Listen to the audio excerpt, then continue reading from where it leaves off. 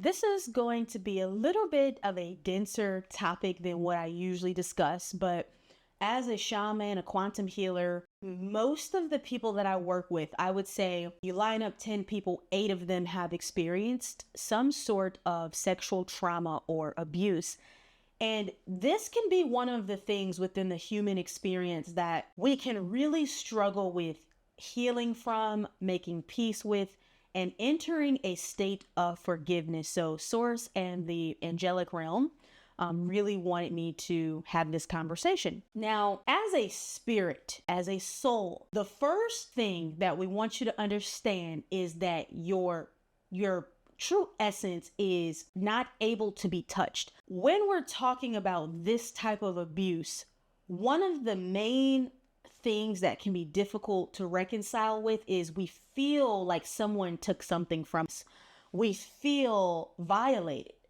And that violation can leave an energetic, emotional imprint, right? A trauma imprint within us that can be difficult to release. When this happens, it's always soul contractual, and not saying that to minimize the sensitivity or to invalidate the experience. But on a soul contractual level, okay, Source is giving me a few reasons why you may have built this into your contract. The first thing is ultimately when you learn that you are not the body, but you are the spirit, you release the belief that someone can ever take something from you. Okay.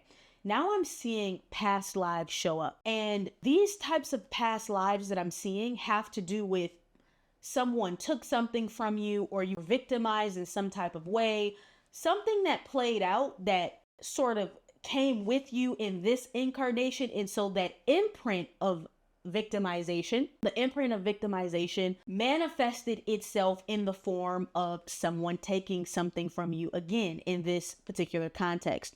Another aspect of these contracts that I'm seeing is if you in the past took something from someone, it could have been in this particular nature, but it doesn't mean so.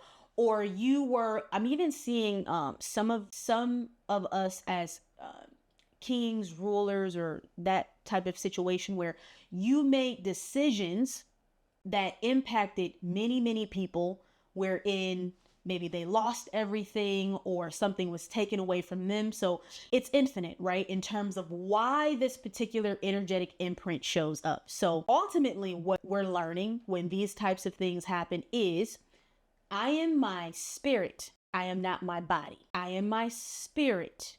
I am not my body. But you see, the body stores the emotional trauma of the violation. And so there are different somatic exercises and things you can do to move release letters, things you can do to move the emotional trauma out of the body.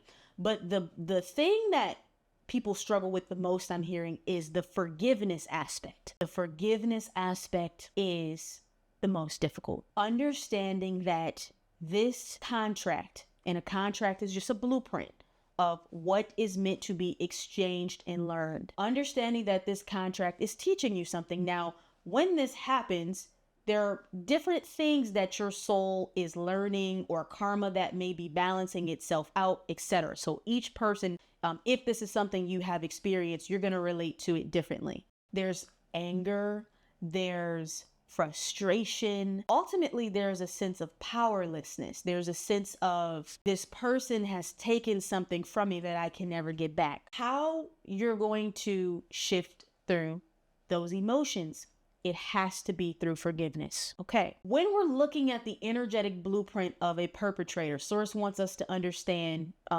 two things. One, most people who do these types of things to others, these types of events happen to them. And so because they did not learn boundaries, or they were introduced to this type of behavior at an age where they could not mentally conceptualize wrong and right, they thought it was okay because it happened to them. So they're just playing out something that happened to them. The second aspect of this is we have lower vibrational entities that influence people to do things. As a shaman, when I'm working with people who have these types of experiences that are difficult to release, and I look at the blueprint of the perpetrator, there's 9 times out of 10, there's always a mass load of low vibrational entities that are influencing them or have influenced them to carry out these types of behaviors. So when we're looking at, well, why would someone do this to me? How could they bring themselves to do this to me? They were not in their true state of consciousness. For whatever reason, they were in a low enough vibration that lower entities could connect into their energetic thought field and influence them and implant ideas and impulses, moving them into a certain behavior. It could be no other way. They would have had to be in a low vibrational state and consciousness. Now, this is really interesting what Source is bringing through. They're calling this higher dimensional forgiveness, dear ones. Higher dimensional forgiveness begins with the understanding that someone in a low frequency state of consciousness is suffering. It does not mean that you don't acknowledge the pain and the violation that you have experienced. That's a very important process of your healing, is to acknowledge how it made you feel. However, in the higher dimensions, when we see those who are operating in low consciousness, we also see someone who's hurting. And when we say hurting, we mean they are separate from that which they really are, which is love. If they were connected to their true essence of love, they could never harm anyone. They could never trespass or cross boundaries or inflict harm. So as you begin relating to the abuser in this way, and you can see they are in a state or were in a state of suffering.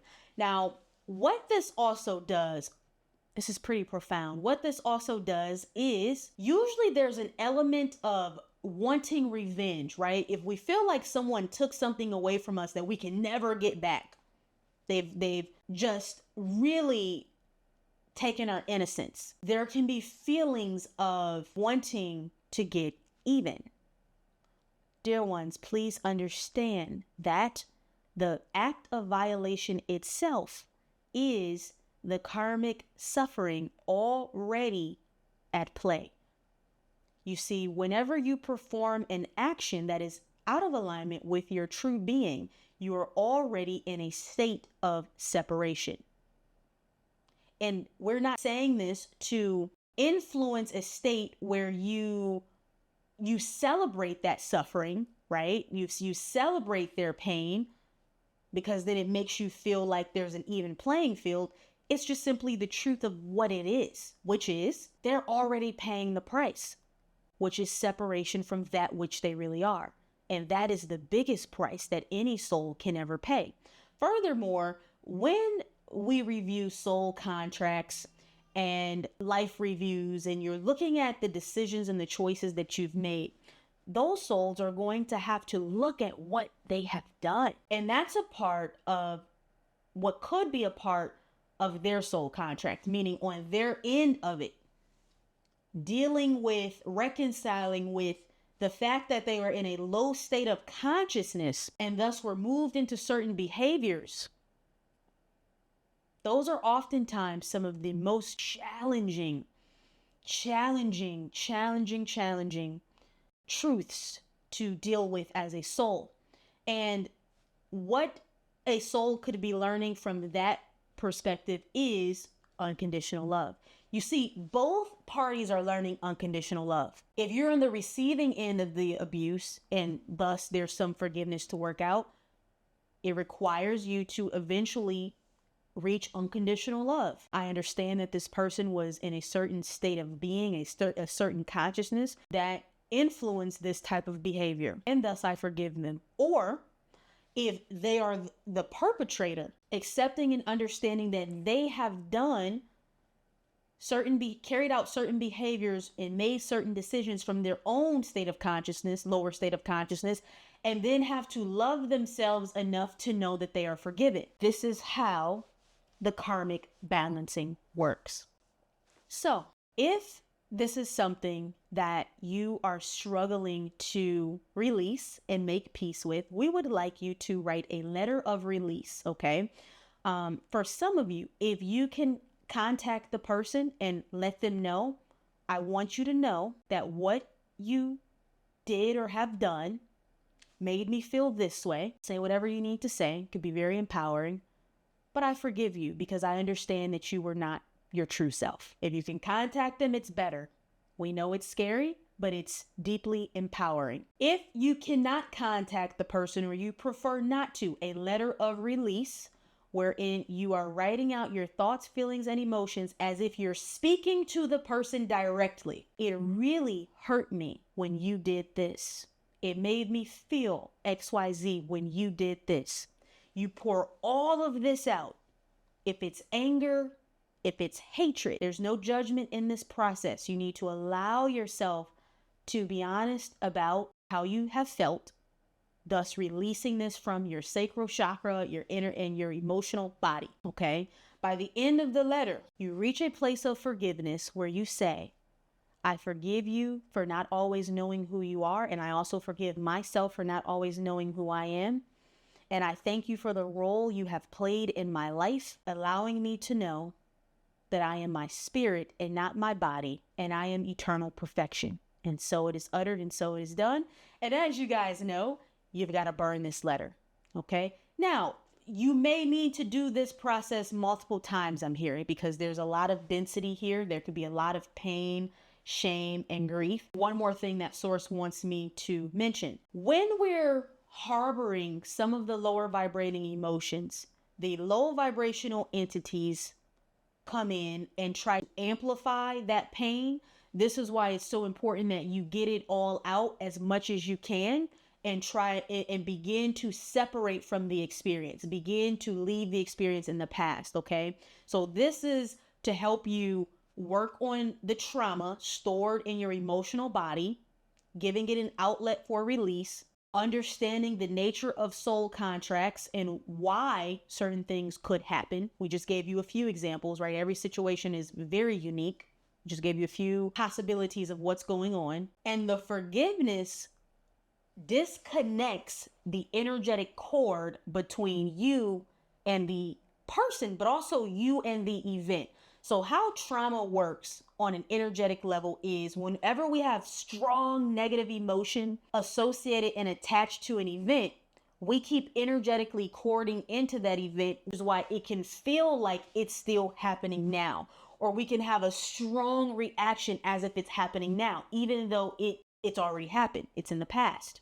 So when you release these emotions and you make peace with the contract, you will be and you do the release letter, you will be disconnecting the cord across the multi-dimensional time space, thus reclaiming your energy and your power.